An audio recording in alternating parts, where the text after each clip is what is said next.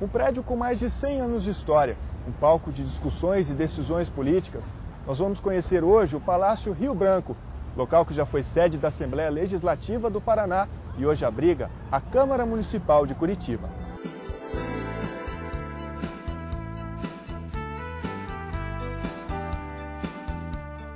Quem nos conta os detalhes do palácio, construído em 1890, é o professor de arquitetura José Lapastina Filho. Na década de 70, ele participou das obras de restauração do prédio. Pois é, foi o primeiro projeto do qual participei, eu era recém-formado. E então, em 1973, com o arquiteto Ciro Correia Lira, nós trabalhamos no projeto de restauração desse edifício. E dessa época nós fizemos todo um estudo sobre a sua história e a implantação dessa arquitetura. Ela, de certa forma, ela é estratégica porque ela foi localizada exatamente na praça mais nobre da cidade da época. Ponto bastante importante. Bastante importante exatamente porque era a praça da estação e a estação, o trem, era o símbolo da modernidade, né?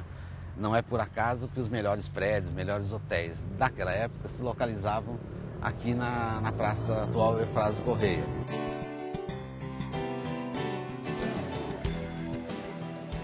Quais são as principais características que a gente encontra na fachada do prédio?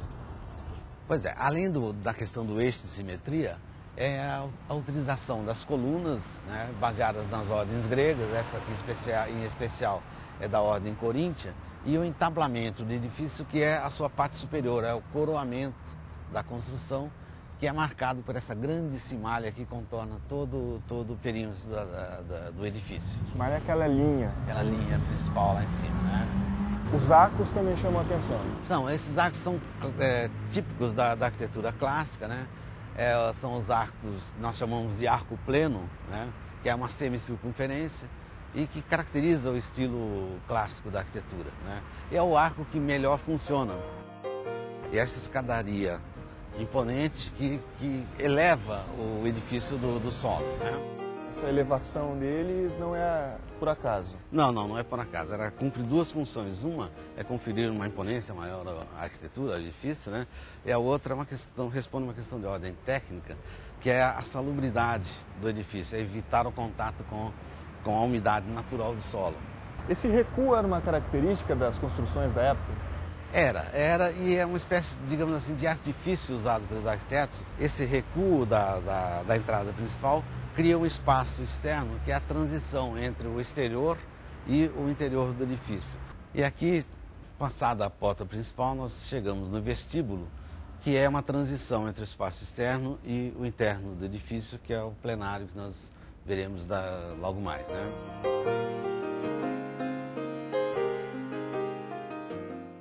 Quais são os detalhes que chamam a atenção aqui? Bem, aqui, como nós podemos ver, há uma profusão de detalhes, né? As pilastras, né, nas paredes, as colunas com pintura imitando mármore, a balaustrada das galerias superior, o teto todo decorado com pinturas e essa espacialidade do plenário com o pé direito duplo, isso aí dá uma imponência maior à edificação. Professor, essas portas? Elas dão acesso às salas laterais, que eram os compartimentos da presidência e dos membros do legislativo. Eram os gabinetes, seriam os gabinetes. E com o crescimento das bancadas, né, surge a necessidade dos vários anexos. Nós temos notícia, já em 1909, da necessidade da construção de uma sala anexa para a presidência, a secretaria, enfim. Esse anexo de 1909 não existe mais? Não existe mais, porque na década de 70 foi construído um grande anexo, que é esse prédio ao nosso lado, né? Aliás, que viabilizou a restauração do plenário, porque até aquela época todos os gabinetes dos vereadores estavam aqui, então estava muito, como nós dizemos, descaracterizado o espaço. Todas essas galerias estavam vedadas com divisórias, um forme, que é uma coisa de mau gosto, né? E durante a restauração, então, foi feita essa limpeza, né, que fez voltar a dignidade do espaço e, como não existiam os móveis originais, foram adotados, foram desenhados móveis absolutamente contemporâneos, exatamente até para fazer um contraponto, para não imitar, né?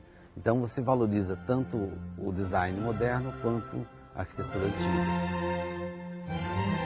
E aqui nós temos a sala de uso exclusivo dos vereadores.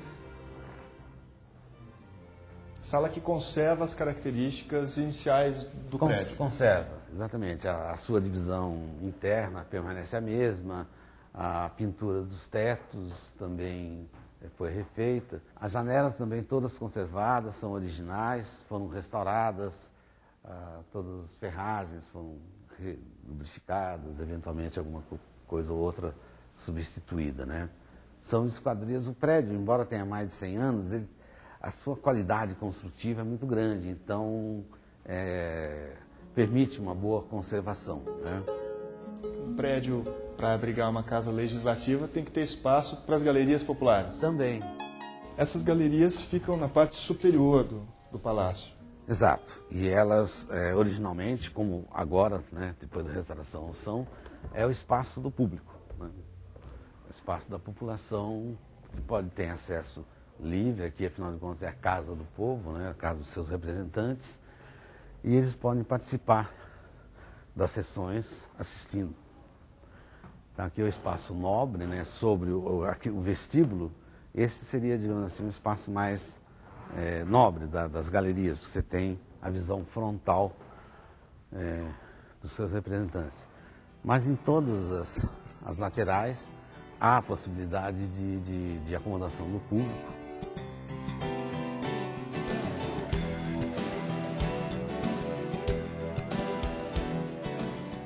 A gente tem algumas fotos também daquela época? Sim, é uma galeria de fotos, né, da época em que o edifício funcionava como Assembleia Legislativa. Nós temos uma foto externa muito interessante, com uma comitiva de carros passando, um grande fluxo de pessoas. E temos uma bela foto interna, quando funcionava como Assembleia Legislativa, né?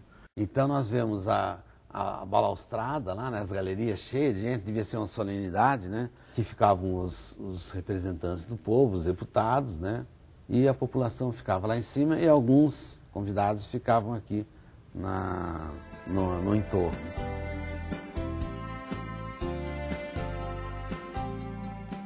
É muito interessante para a preservação do edifício essa continuidade de uso. Então ele foi construído para ser um palácio de congresso e hoje não deixa de ser o mesmo uso, né? O uso dos representantes da nossa população. E tenho muito orgulho do trabalho que nós realizamos aqui. Fico muito contente de voltar a esse espaço, ver que ele continua sendo conservado. E só tenho a agradecer, né, à Câmara Municipal e à Assembleia Legislativa que cedeu esse espaço para os nossos vereadores.